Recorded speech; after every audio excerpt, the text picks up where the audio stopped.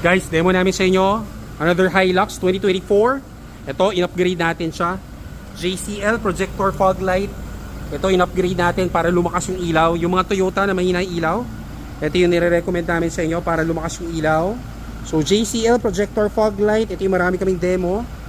Then for here, nilagyan rin natin siya ng sequential lights version 2. So plug in, walang modification. Tapos nilagyan natin siya ng auto folding. Auto folding, pag nilock mo tong kotse, pag nilock mo, tutupin sa side mirror.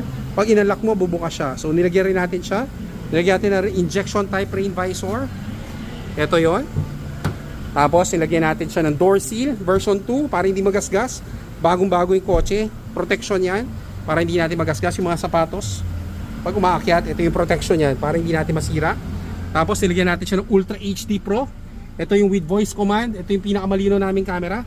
Harap likod, wala tayong pinutol. Plug in.